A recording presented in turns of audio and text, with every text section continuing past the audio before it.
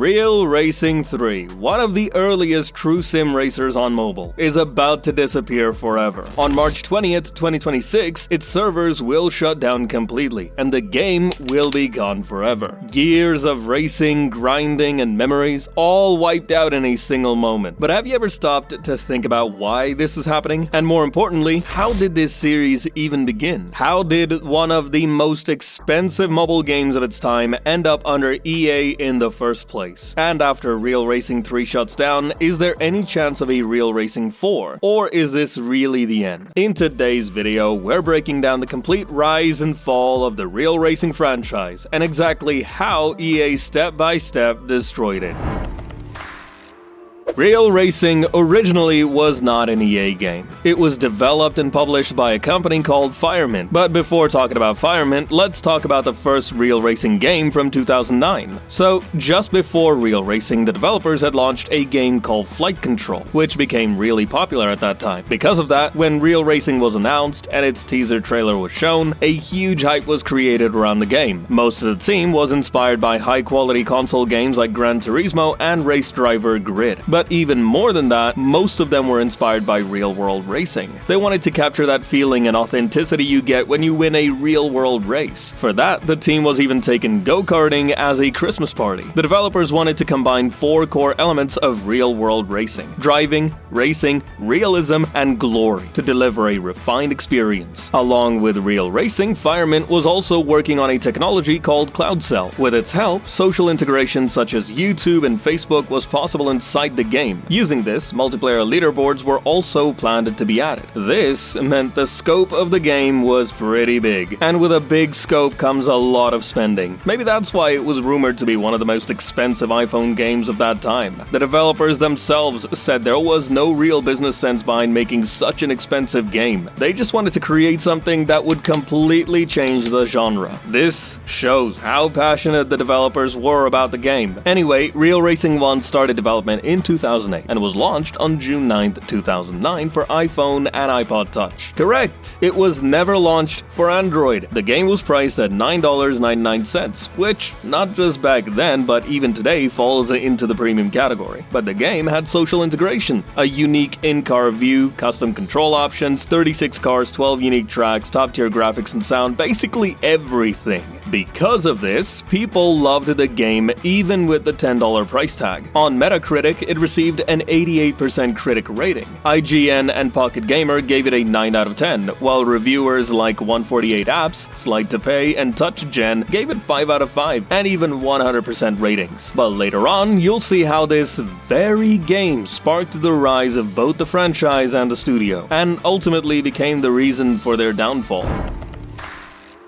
After the success of Real Racing 1 comes Real Racing 2, which was honestly a really weird game. It was peak mobile racing experience for its time, but at the same time it felt like nobody even knew about it. You could even say Real Racing 2 was the best game out of the entire Real Racing trio. Firemint spent 18 months and around $2 million making it. At peak development, about 30 people were working on the game at the same time. You can understand from this that Real Racing 2 was one of the most expensive mobile games of that era. Basically, apart from Real Racing 2, the only other mobile game with a $2 million development cost was Epic Games' Infinity Blade, which was built on Unreal Engine 3, while Real Racing 2 was made on Firemint's in-house Mint 3D engine. Even then, Real Racing 2 wasn't just better than the previous game, it was different. The developers carefully looked at every aspect of Real Racing 1 and understood what people liked and what they didn't. Based on that, every car in the game had its own unique performance and handling. The game had a massive career mode, and the UI was also improved. But Firemint's biggest achievement was the new 16-car grid. This meant the game could render 16 AI or real player cars in a single race, which added a much more intense racing experience, along with around 10 hours of career mode. The game also had local and online multiplayer modes, and the best part was that there were no microtransactions at all. So, once again, it was a premium experience with a $10 price tag, and this this time, it wasn't just for iOS users. The game also launched on Android with a free trial. No doubt the game was really good. It already had great ratings on Metacritic, and reviewers like Pocket Gamer and Touch Arcade even gave it 10 out of 10 and 5 out of 5 scores. Everyone was calling it the best racing game on the App Store. Most publishers gave it awards like Game of the Year, Best Graphics, and Best Racing Game. Basically, the game was top-notch in every aspect. Gameplay, graphics, racing, and driving. If you didn't know this, then this video really deserves a like. But anyways, this was something that completely changed Firemint's entire history.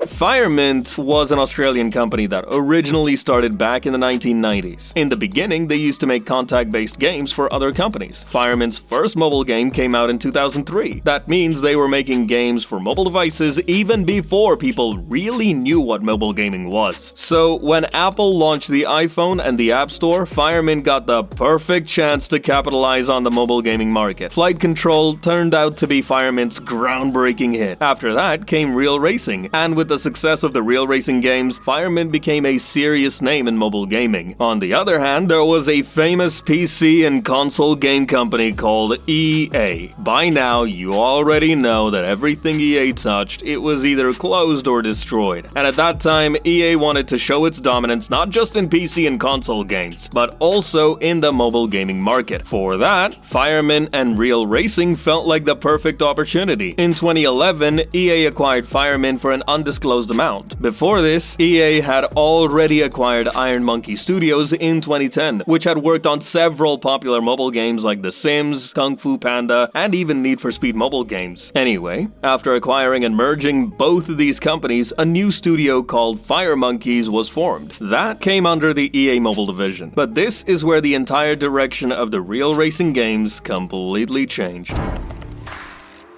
The good thing was that people making Real Racing 3 under EA's logo were the exact same people who made Real Racing 1 and 2. Real Racing had always been known for its insane graphics, and with Real Racing 3, they wanted to take that to an even higher level. Every Real Racing game focuses heavily on one specific thing. This time, their main focus was time-shifted multiplayer. Basically, it was a form of multiplayer where you could race against your opponents even when they were offline. In other words, you were racing against their ghost or replaying gameplay. And where Real Racing 2 had a 16-car grid, Real Racing 3 pushed that number up to 22. The game also added 46 licensed cars and 9 licensed tracks. A lot of effort went into building those tracks. The team contacted track licensors and gathered as much reference material as possible, including onboard videos, photos, satellite imagery, laser scan data, and point clouds. So, a huge amount of work went into building the maps and tracks. Basically, Firemonkeys and EA had planned a lot for this game. They even launched it for both Android and iOS in February 2013. But the real catch was that the game shifted from premium to the freemium model, crowded with microtransactions. And as you can probably guess, a game filled with microtransactions was bound to be controversial. The game received mixed reviews from all sides. People liked the improved graphics and real-world tracks, but most of the complaints were about the freemium model, which was honestly implemented in a really bad way. After every race, players had to maintain and service their vehicles, which required in-game cash and real-world waiting time. This meant players had to do unnecessary grinding just to avoid spending money, and that grind became boring after a point. Because of this, critics heavily criticized the game. Eurogamer gave it a 3 out of 10 rating and said it was cynical, nasty, and hardwired into the very fabric of the game, making it completely unavoidable. Basically, playing the game without spending money was extremely difficult.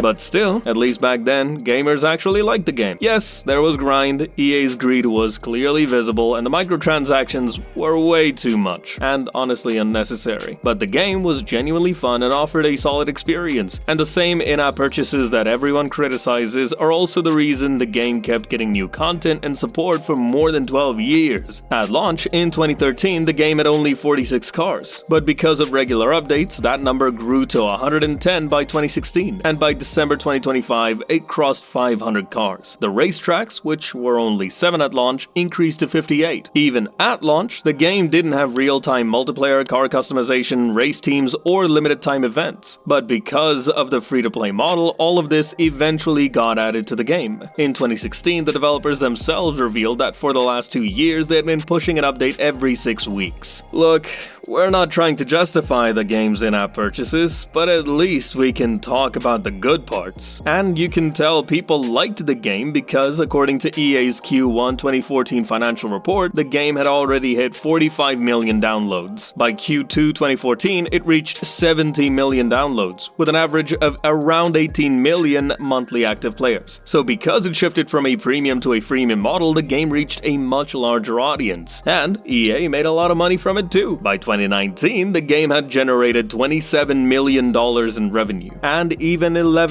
years after release, in the single year of 2024 alone, it generated $9 million in revenue. But despite all this, what happened was that on December 18th, 2025, EA announced that they were going to kill one of the finest sim racers ever made for mobile.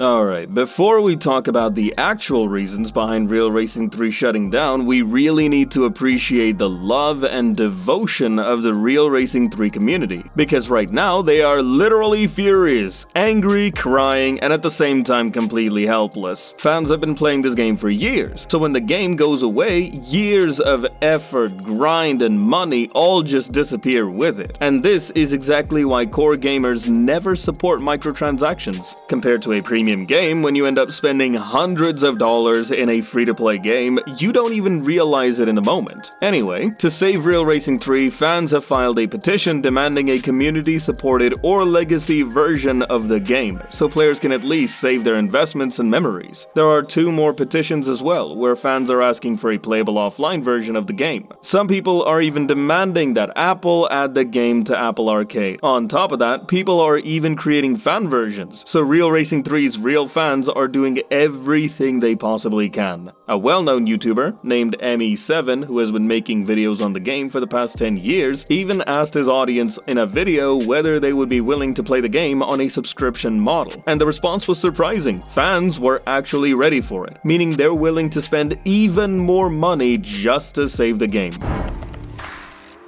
Now, let's talk about why the hell they are shutting down a game that's been around for almost 13 years. For that, we need to go back 13 years in time. This was when EA openly said that they were going to add microtransactions to all of their games. But when this statement spread everywhere, and EA got heavily criticized for it, they changed their stance and said not all games, only mobile games would have microtransactions. So yeah, EA had basically planned the downfall of mobile games way back. But before killing Real Racing 3, they had already almost destroyed Firemonkeys. In 2019, EA laid off around 40 to 50 out of Firemonkeys' 200 staff. That alone was roughly 5% of the entire Australian game development industry. EA claimed the studio wanted to focus only on live service games, but at that time, the atmosphere inside the Firemonkeys office was extremely grim. The remaining staff were basically working under the assumption that the whole studio would eventually be shut down, which didn't happen in 2019, but it did happen in 2023. In 2023, EA almost completely wiped out Firemonkeys by laying off 2/3 of the team. Real Racing 3 and Need for Speed No Limits were taken away from them and handed over to Slingshot Games. And this is exactly where the quality of Real Racing 3 started going downhill. Ever since Slingshot took over maintenance, the community started noticing broken cockpit cameras, unbalanced events, and a clear lack of support. So in many ways, EA had already killed the game.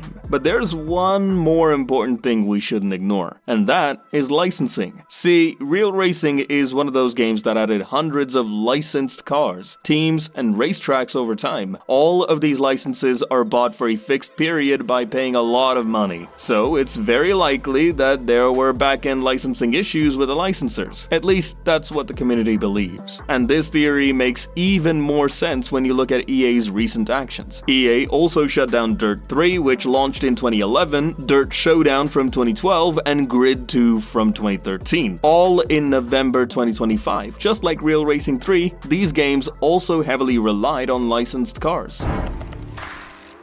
Some optimistic people also think that maybe EA is working on the next Real Racing game, and that's why Real Racing 3 is being removed. But to be honest, that's not really the case. Because after Real Racing 3, 2 games were actually planned, Real Racing Next and Real Racing 4. But neither of them ever saw the light of day because of the commercial greed around Real Racing 3. Back in 2019, when EA laid off 40 to 50 Firemonkeys staff, Kotaku had claimed that Real Racing 4 was in development, but had already been cancelled. A few days ago, a Reddit user even posted a video claiming it was footage from the cancelled Real Racing 4. And honestly, it looked pretty solid. Just like Real Racing 4, Real Racing Next was officially launched in early access at a pre-alpha stage in 2021. A lot of you probably played it, and its gameplay is still available on YouTube. But what happened after the pre-alpha test? Nobody really knows. So it's safe to assume that this one was cancelled too. And anyway, around 90% of the people who originally worked on the Real Racing games have already left. So, with a heavy heart, we have to end this video right here. Real Racing 3 has already been removed from the stores. March 20th, 2026 will be the last day you'll ever be able to play this game.